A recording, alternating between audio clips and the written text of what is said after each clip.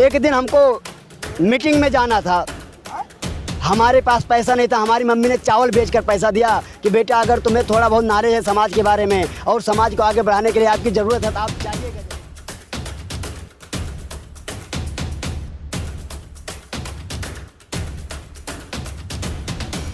पहले मैम हमसे बेरोजगार, लेकिन अब काम करते हैं, सिलाई भी करते हैं, उसके बाद काम और भी अदर काम कर लेते हैं, इसलिए हम अपने आप। अभी आपने देखा ये ऐसे ऐसे जो कार्यकर्ता है, ऐसे ऐसे जो पदाधिकारी है संगठन में और पार्टी में, जो अपने घर के पैसे से इस तरीके से चलाते हैं। आज इन्होंने ऑन कैमरे बताया, वो आप ये अंदाज़ा लगाइए कि इन पे क्या बीतती होगी। ये फिर भी समाज के लिए काम करने के लिए निकलते हैं।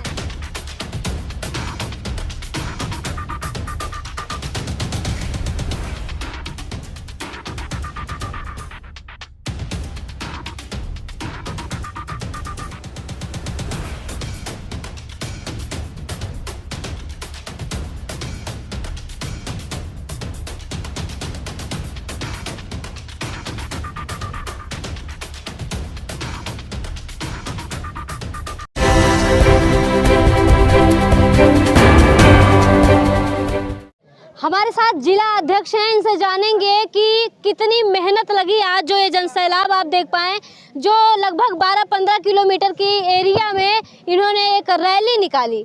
क्या कहना चाहेंगे भैया इस पे? बहुत बहुत सबसे पहले मैं तो अपने सभी साथियों को बहुत बहुत धन्यवाद करना चाहूँगा, जो कि इतनी बड़ी यात्रा जिसकी हमने उम्मीद नहीं की थी कि हमारी इतनी संख्या आ जाएगी, उतनी संख्या आने के बाद बिल्कुल शांतिपूर्ण तरीके से हमारी यात्रा सफल हुई। इसके लिए मैं सभी साथियों को बहुत बहुत धन्यवाद। शासन प्रशासन का कोई दबाव तो नहीं पड़ा? नहीं, शासन प्रशासन का कोई दबाव नहीं था, बिल्कुल उनका साथ था, बिल्कुल सहयोग था शुरू से लेकर अंत तक। अच्छा, कितना किलोमीटर का एरिया दूरी तय किया आप लोग? कम से कम 15-16 किलोमीटर। जी। अच्छा, ये जो युवा आए थे, क्या तेल वेल भी दिया आप लोगों ने? नहीं नहीं नहीं नहीं, ये पैसे देकर भीड़ बुलाई नहीं गई। कोई इतने चाहते हैं, कोई बता दो, चुप रहोगे, कोई बता दे कि यहाँ पैसे देकर भीड़ बुलाई गई हो, कोई बता नहीं सकता। कोई अच्छा, ये 15 दिन का भी मंडल अध्यक्ष जी बता रहे थे कि 15 दिन का आउटपुट आपने दिया है, जो रिजल्ट दिखाया है, तो क्या लग रहा है इस हिसाब से एक उम्मीद किया जाए कि आप आने वाले समय में कुछ अच्छा और कुछ बेहतर कर पाएंगे और समाज के लिए? जी बिल्कुल बिल्कुल, हमारी तो रात दिन यही सोच है कि हम अपने समाज में 15 दिन में नहीं, 15 मिनट में अगर कोई कांड हो जाता हमारे समाज में तो हमारे साथ के हमारे मंडल अध्यक्ष जी को पता होगा, सभी को पता है, हम 15 मिनट लगाते हैं अगर घटनास्थल तक पास में पहुंचने के लिए। आपके पास बैक सपोर्ट क्या है? क्योंकि लोग कहते हैं कि संगठन में कोई सब बेरोजगार है, किसी के पास कोई इनकम ऑफ सोर्स नहीं है, तो आप लोग कर कैसे पाएंगे? सारी चीज़ें तभी पॉसिबल है जब आपके पास मजबूत हो। बहुत सही सवाल आपने किया, मैं आपका धन्यवाद देना चाहता हूं। मेरी जो स्थिति है अगर मैं बताऊंगा तो लोग सोचेंगे मेरे बारे में। मेरी 4 बहनें हैं, पापा हमारे एक्सपायर हो गए हैं 7 साल पहले। मैं अकेले काम कर रहा हूं समाज के लिए। एक दिन हमको मीटिंग में जाना था, हमारे पास पैसा नहीं था। हमारी मम्मी ने चावल बेचकर पैसा दिया कि बेटा अगर तुम्हें थोड़ा बहुत नॉलेज है समाज के बारे में और समाज को आगे बढ़ाने के लिए आपकी ज़रूरत है तो आप जाइएगा ज़रूर।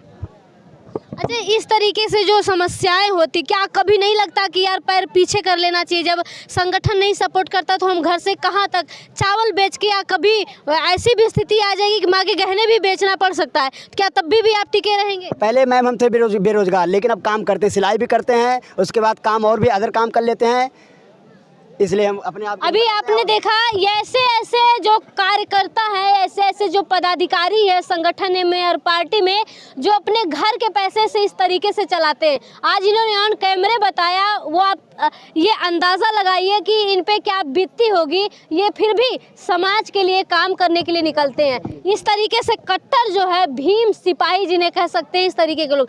भैया, क्या लगता है कि आने वाले टाइम में कुछ स्थिति सुधरेगी संगठन में काम करके, समाज में काम करके, कि नहीं? जी बिल्कुल बिल्कुल भी स्थिति सुधरेगी, क्योंकि जैसे हमारे बड़े भाई एडवोकेट चंद्रशेखर आज़ाद जी कहते थे, मैं अकेले ही चला था मंजरे मुसाफिर, लोग मिलते गए, कारवां बढ़ता गया। उसी हिसाब से मैं 5 साल से भीम आर्मी में काम कर रहा हूँ। मैं अकेला निकला था, मेरे विरोधी मेरे गांव में ही थे, लेकिन मैंने परिवर्तन इतना कर दिया, रात दिन मुझको धमकियाँ मिलती थी मारने के लिए कि आपको जान से मार देंगे, लेकिन मैंने संघर्ष करके परिवर्तन इतना कर दिया कि जो लोग मेरे विरोधी थे, हमारे समाज के लोग, वो भी हमारे साथ आ गए हैं। मैं पहले अकेला था, लेकिन आज हमारे एक फ़ोन करने पे हमारे समाज के 100 लोग, 200 लोग, 500 लोग आ जाते हैं थाने और कचहरी में। अच्छा, राजनीति को आप कैसे देखते हैं? राजनीति को कैसे देखते हैं? राजनीति को हम बहुत अच्छी देखते हैं। अगर राजनीति में हम नहीं आएंगे तो इसका नुकसान नहीं होगा। जो अनपढ़ लोग हैं वो हमारे ऊपर राज करेंगे। जैसे आपको पता है अभी देश के गृह मंत्री जी हैं, उन्होंने कहा था जो इंटर करने के बाद 12वीं क्लास करेगा उसको हम लैपटॉप देंगे। सभी लोग पढ़े लिखे, कोई बता सकता है इंटर और 12वीं क्लास किसको कहते हैं? बहन जी आप बताएं, आप समझदार हैं। अच्छा ये बताइए, जुबान कभी कभी फिसल जाती है तो उसका क्या करें? अरे जुबान ऐसे फिसल जाती है। अभी इनका एक और नारा था, बरेली में नारा दे रहे थे कि मैं अमित शाह जी, मैं माननीय प्रधानमंत्री जी के साथ 2070 में यहाँ आ चुका हूँ। तो 2070 आया कहाँ? वो भी आपके पास गूगल पे सर्च करके देख लीजिए अगर मैं झूठ बोल रहा हूँ तो। कहे थे ये चीज़।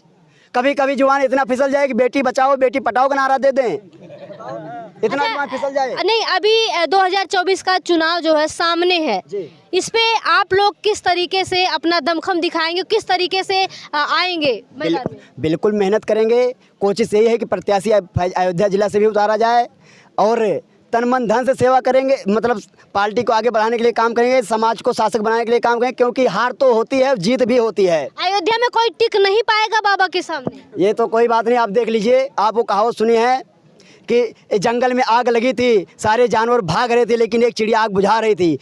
और उससे जब पूछा गया कि ये चिड़िया तुम पागल हो गई, इस चिड़िया को आग बुझा रही हो, तुम जल जाओगी। तो चिड़िया पता क्या बोली थी? कोई बात नहीं, हम जल जाएंगे ठीक है, लेकिन जब इतिहास लिखा जाएगा तो हमें याद किया जाएगा जंगल जल रहा था, पूरे जानवर भाग रहे थे कि एक छोटी नन्ही चिड़िया जंगल को बचा रही थी। इसीलिए मैं सोचता हूँ कि यह चीज़ जब संविधान ख़त्म किया जा रहा है, आपको पता है संविधान खतरे में है, संविधान खत्म किया जा रहा है। अगर संविधान खत्म हो गया तो हमारे समाज के लोगों को बंधुआ मजदूर बना दिया जाएगा, और जब बंधुआ मजदूर बना दिया जाएगा तो हमारे समाज के जो हमारे बच्चे होंगे, हमारी नस्लें जो होंगी, हमसे सवाल पूछेंगी कि पापा जी या चाचा जी या भाई जी, जब आपको संविधान जैसी ताकत थी तो आपने संविधान बचाने में अपना अहम योगदान क्यों नहीं दिया?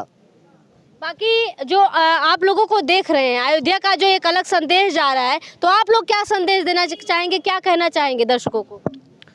मैं सभी से यही कहना चाहूँगा कि जो आपके मूलभूत मुद्दे हैं, शिक्षा, स्वास्थ्य, रोजगार, आप लोग इन्हीं पे ध्यान दीजिए और जाति और धर्म में ना बटिए। ये पूरा बहुजन समाज, ये देश बाबा साहब भीमराव अम्बेडकर का देश है, ये संविधान से चलेगा, किसी धर्म और किसी ग्रंथ से नहीं चलेगा। आप क्या कहना चाहेंगे? बिल्कुल हमारा कहना यही है कि सबसे पहले हम लोग को एकजुट हो जाए। संविधान जैसी ताकत है, संविधान में सबको बराबर का अधिकार दिया गया है और अपने आप को कभी छोटा नहीं समझना चाहिए। सब लोग एकजुट होकर के अपने समाज के लिए संघर्ष करिए, अपने देश के लिए संघर्ष करिए, अपने महापुरुषों के लिए जो उन्होंने त्याग बलिदान किया है उनके लिए संघर्ष करिए, ताकि आने वाली नस्लें आपकी गुलाम ना पैदा हों। चलिए, बहुत बहुत शुक्रिया। तो ये रही ग्राउंड रिपोर्ट अयोध्या से। इस विषय पे आप क्या कहना चाहेंगे? मंडल अध्यक्ष और जिला अध्यक्ष जी को सुनने के बाद आपकी क्या प्रतिक्रिया है, कमेंट बॉक्स में लिखकर हमें ज़रूर बताएं। शुक्रिया।